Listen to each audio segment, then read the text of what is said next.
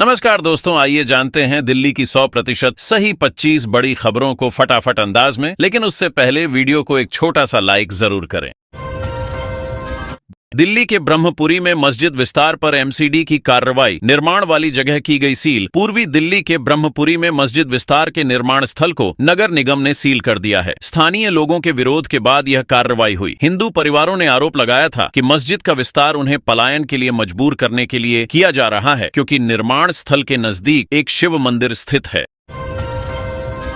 दिल्ली में हर साल 116 अरब लीटर वर्षा जल हो रहा बर्बाद। नई दिल्ली में भूजल स्तर लगातार गिर रहा है, जिसका मुख्य कारण वर्षा जल संचयन के प्रति लापरवाही है। हर साल अरबों लीटर वर्षा जल बर्बाद हो जाता है। दैनिक जागरण इस समस्या पर जागरूकता फैलाने के लिए 3 दिवसीय अभियान शुरू कर रहा है। रिपोर्टों के अनुसार कई वर्षा जल संचयन संयंत्र निष्क्रिय हैं और नियमों का उल्लंघन हो रहा है, जिससे स्थिति गंभीर बनी हुई है। 500 से ज्यादा छात्रों ने सड़क सुरक्षा जागरूकता समर कैंप में लिया हिस्सा। दिल्ली ट्रैफिक पुलिस के सड़क सुरक्षा जागरूकता समर कैंप 2025 का समापन हो गया है। इस कार्यक्रम में 534 छात्रों ने भाग लिया, जहां योग, आत्मरक्षा प्रशिक्षण और रचनात्मक प्रतियोगिताएं आयोजित की गईं। विजेताओं को सम्मानित किया गया। ट्रैफिक पुलिस के अधिकारियों ने इस पहल की सराहना की, जिसका उद्देश्य छात्रों को यातायात नियमों के प्रति जागरूक करना है। जैतपुर में पुलिस और बदमाशों के बीच मुठभेड़। दिल्ली के जैतपुर में बीते दिन पुलिस और बदमाशों के बीच मुठभेड़ हुई, जिसमें सिपाही पर हमला करने के मामले में वांछित बदमाश आसिफ को पैर में गोली मार उसे अस्पताल में भर्ती कराया गया। मुठभेड़ मीठापुर चौक के लोहिया पुल के पास हुई। पुलिस ने 3-4 अन्य बदमाशों को भी गिरफ्तार किया है और उनके आपराधिक इतिहास की जांच कर रही है। यह एनकाउंटर सोमवार रात को हुआ। जून में भी मौसम का बदलाव जारी। आज फिर तेज आंधी और हल्की बारिश की संभावना। दिल्ली में जून के पहले सप्ताह में भी मौसम का मिजाज बदला हुआ है। आज आंशिक बादल छाए रहने और गरज के साथ बारिश की संभावना है। हवा की गति 40-50 किमी प्रति घंटे तक हो सकती है। तापमान सामान्य से कम रहने का अनुमान है। वायु गुणवत्ता सूचकांक मध्यम श्रेणी में है और फिलहाल इसमें वृद्धि की संभावना नहीं है। दिल्ली में एमसीडी ने की ताबड़तोड़ कार्रवाई, 13 वाहन किए जब्त। पूर्वी दिल्ली में नगर निगम ने अतिक्रमण हटाने के लिए अभियान चलाया। खजूरी चौक से भजनपुरा तक कार्रवाई करते हुए कई वाहन जब्त किए गए और चालान काटे गए। ब्रजपुरी और चांद बाग में अवैध चबूतरे तोड़े गए, जबकि ब्रह्मपुरी में फर्नीचर हटाया गया। न्यू सीमापुरी में कबाड़ियों को हटाया गया। निगम ने अतिक्रमण करने वालों को सख्त चेतावनी दी है। दिल्ली में झुग्गी के बदले फ्लैट मिलने से लोगों में खुशी की लहर। दिल्ली विकास प्राधिकरण ने जंगपुरा के मद्रासी कैंप से विस्थापित 189 परिवारों को नरेला में IWS फ्लैट आवंटित किए हैं। निवासियों को बिजली जैसी सुविधाएं तो मिली हैं, लेकिन स्कूल, अस्पताल और परिवहन की कमी खल रही है। कैंप के पास काम करने वाले लोगों को अब दूर दराज से नौकरी पर जाना मुश्किल हो रहा है, जिससे वे नरेला में ही रोजगार ढूंढ रहे हैं।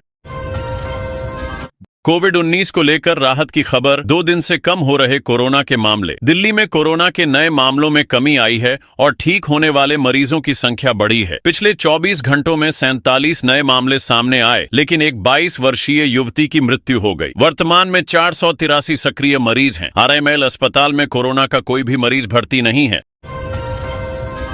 आयुष्मान भारत के तहत अब तक 729 मरीजों का हुआ निःशुल्क इलाज। दिल्ली में आयुष्मान भारत प्रधानमंत्री जन आरोग्य योजना के तहत अब तक 729 मरीजों का मुफ्त इलाज हुआ है, जिससे उन्हें बड़ी राहत मिली है। मुख्यमंत्री रेखा गुप्ता ने बताया कि 3,30,369 लाभार्थी पंजीकृत हो चुके हैं और 83 अस्पताल इस योजना से जुड़े हैं। सरकार हर नागरिक को किफायती इलाज देने के लिए प्रतिबद्ध है और अस्पतालों के निर्माण नवीनीकरण पर काम कर रही है। दिल्ली के सीमापुरी में धोबियों के सामने आई अजीब संकट। पूर्वी दिल्ली के सीमापुरी धोबी घाट पर पानी का संकट गहरा गया है। प्रशासन ने अवैध सबमर्सिबल को सील कर दिया, जिससे धोबियों का कामकाज ठप हो गया है। वे मंदिर से पानी लाकर काम चला रहे हैं। धोबियों का कहना है कि यमुना में कपड़े धोने की अनुमति नहीं है और घाट का पानी कनेक्शन काट दिया गया है। ऐसे में वे अपना कारोबार कैसे करें? स्कूटी की डिग्गी में छिपाकर करता था ड्रग्स की तस्करी। दिल्ली पुलिस ने धर दबोचा। उत्तरी जिले की एंटी नारकोटिक्स सेल ने एक कुख्यात ड्रग तस्कर शिवशंकर को गिरफ्तार किया है। उसके कब्जे से गांजा, चरस और तस्करी में इस्तेमाल होने वाली स्कूटी बरामद की गई है। पूछताछ में उसने बताया कि वह स्थानीय तस्करों से ड्रग्स खरीदकर तस्करी करता था। पुलिस अब ड्रग्स के मुख्य स्रोत की तलाश कर रही है। दिल्ली में सीएनजी सिलेंडर फटने से गई थी 2 सगे भाइयों की जान। गोदाम मालिक गिरफ्तार। पूर्वी दिल्ली के सुंदर नगरी में सीएनजी सिलेंडर फटने से 2 भाइयों की मौत हो गई, जिसके बाद पुलिस ने गोदाम मालिक इकराम को गिरफ्तार किया। वह अवैध रूप से पुराने सिलेंडरों को खरीदकर ठीक करता और बेचता था। स्थानीय लोगों ने क्षेत्र में चल रहे अन्य अवैध गोदामों के खिलाफ कार्रवाई की मांग की है। जमीयत उलेमा हिंद ने पीड़ित परिवार को मदद का आश्वासन दिया है। करीब 8 घंटे की देरी से चलेगी सहरसा गरीब रथ स्पेशल ट्रेन। नई दिल्ली से आने जाने वाली कई ट्रेनें अभी भी देरी से चल रही हैं। हालांकि पूर्व दिशा की ओर जाने वाले यात्रियों के लिए स्थिति पिछले सप्ताह की तुलना में थोड़ी बेहतर हुई है। दरभंगा और बरौनी हमसफर जैसी ट्रेनें अब भी विलंबित हैं, जिससे कई ट्रेनों के प्रस्थान समय में बदलाव हुआ है। आनंद विहार टर्मिनल सहरसा गरीब रथ विशेष सबसे अधिक प्रभावित है। साउथ एक्स की दुकान में लगी आग। अग्निशमन कर्मियों ने कड़ी मशक्कत के बाद पाया काबू। दिल्ली के साउथ एक्स में एक कपड़े की दुकान में मंगलवार सुबह आग लग गई। डिफेंस कॉलोनी के पास स्थित दुकान में लगी आग की सूचना मिलते ही पुलिस और दमकल विभाग की टीम मौके पर पहुंची। अग्निशमन कर्मियों ने कड़ी मशक्कत के बाद आग पर काबू पाया। इस घटना में किसी भी प्रकार की जनहानि नहीं हुई है। आईआईटी दिल्ली में होगा ओपन हाउस। मुंबई और बेंगलुरु में भी होगा कार्यक्रम। आईआईटी दिल्ली जेई एडवांस्ड 2025 उत्तीर्ण छात्रों के लिए एक्सपीरियंस आईआईटीडी के तहत ओपन हाउस आयोजित करेगा। यह कार्यक्रम दिल्ली, मुंबई और बेंगलुरु में होगा, जिसमें आईआईटी के प्रोफेसरों और पूर्व छात्रों से सीधा संवाद का अवसर मिलेगा। छात्रों को शैक्षणिक माहौल, पाठ्यक्रम, छात्रावास, जीवन, करियर विकल्प और अनुसंधान के बारे में जानकारी मिलेगी। जेएनयू में अकादमिक कैलेंडर को तर्कहीन बताते हुए शिक्षक संघ ने की इसे वापस लेने की मांग। जवाहरलाल नेहरू विश्वविद्यालय जेएनयू में शिक्षक संघ ने नए अकादमिक कैलेंडर 2025-26 का विरोध किया है। जेएनयूटीए ने इसे प्रशासनिक हस्तक्षेप बताते हुए वापस लेने की मांग की है। आरोप है कि कैलेंडर शैक्षणिक ढांचे को तोड़ने और शिक्षकों के शोध कार्य में बाधा डालने के लिए बनाया गया है।